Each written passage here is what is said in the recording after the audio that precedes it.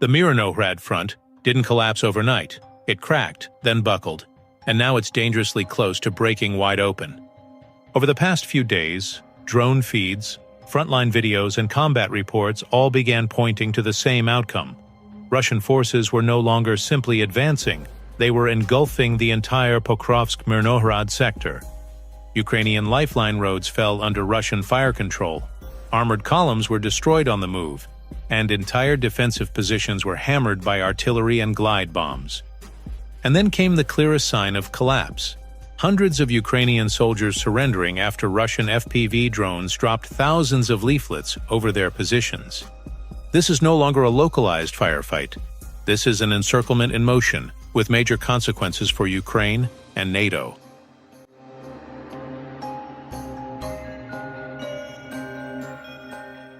The situation escalated rapidly once Russian units advanced from the east and northeast, cutting off Ukrainian transport arteries with precise artillery and round-the-clock drone attacks.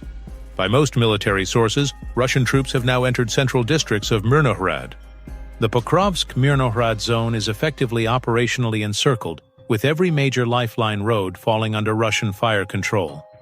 Video released from the Russian side shows scorched Ukrainian supply trucks, destroyed infantry fighting vehicles, and APCs littering the streets. Evidence of targeted strikes from FPV drones and tube artillery that continuously hammered retreating Ukrainian formations. These images illustrated not just tactical losses, but a broader logistical collapse. The situation escalated further when Russian troops released a video showing one of their soldiers preparing nearly 1,000 surrender leaflets, attaching them to an FPV drone, and dropping them directly onto Ukrainian positions. Those leaflets promised humane treatment and urged defenders to surrender before being annihilated by blockade and bombardment. Hours later, new videos showed dozens, eventually hundreds, of Ukrainian soldiers emerging with hands raised, signaling what intelligence analysts are calling one of the largest group surrenders of the war since Mariupol.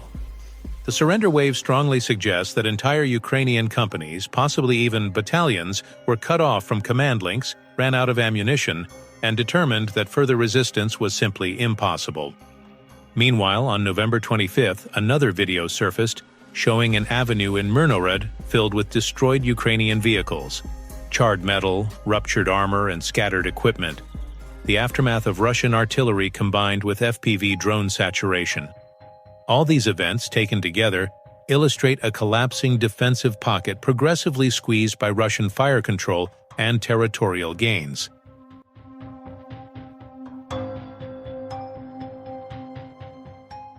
The decisive factor accelerating the collapse of Ukrainian positions in Myrnohrad has been the intense and repeated use of Russia's FAB-3000 glide bombs.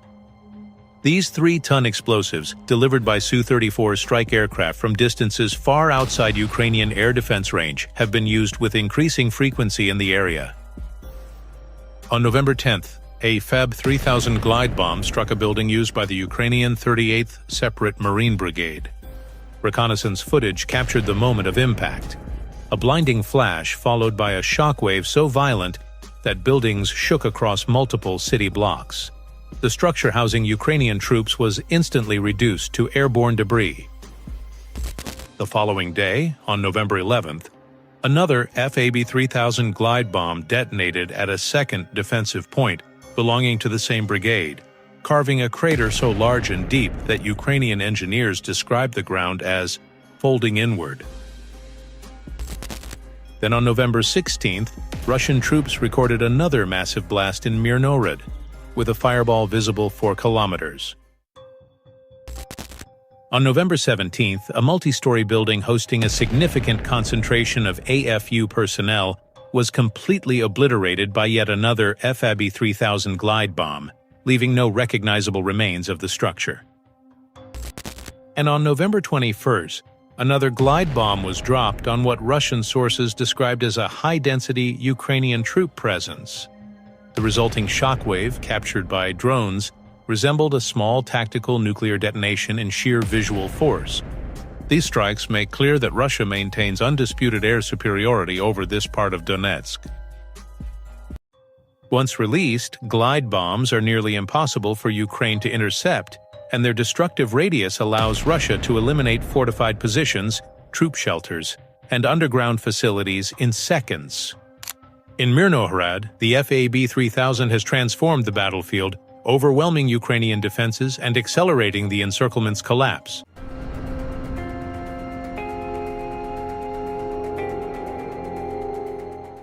Myrnohrad is far more than another frontline town. It is a critical node in Ukraine's broader defensive network. It sits at the center of a series of transport routes that supply Pokrovsk, one of the most fortified Ukrainian strongholds in the Donetsk region. Losing Myrnohrad would strip away the protective barrier shielding Pokrovsk and open the approach for Russian forces to strike deeper into Ukraine's western Donetsk defenses. The city's fall would also compromise Ukraine's ability to reinforce or evacuate personnel from key cities like Kostiantynivka and Kramatorsk, turning the wider region into a patchwork of vulnerable positions. Russia's recent capture of Kupiansk, confirmed on November 20th with footage of Russian flags being raised in the city, has already shifted operational momentum. Myrnohrad's collapse would allow Russia to replicate that momentum in central Donetsk.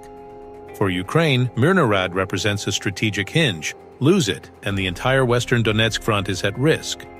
For Russia, capturing it would secure a gateway into deeper Ukrainian territory and further degrade Kyiv's ability to hold the Donbas.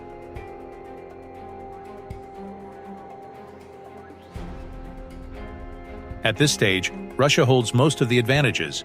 Ukrainian units in the sector are exhausted, undersupplied, and losing ground daily. The loss of key roads means fresh brigades can't rotate in quickly, and ammunition deliveries now require risky cross-country routes under Russian drone surveillance. Russia, meanwhile, continues pushing with coordinated infantry waves, heavy glide bomb strikes, and constant FPV drone pressure that forces Ukraine to give up positions earlier than planned.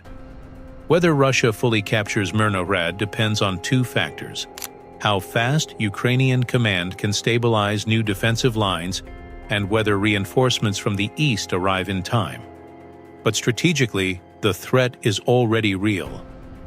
If Russia takes Myrnohrad, it opens a direct path toward Pokrovsk, one of the last major Ukrainian strongholds in Donetsk Oblast.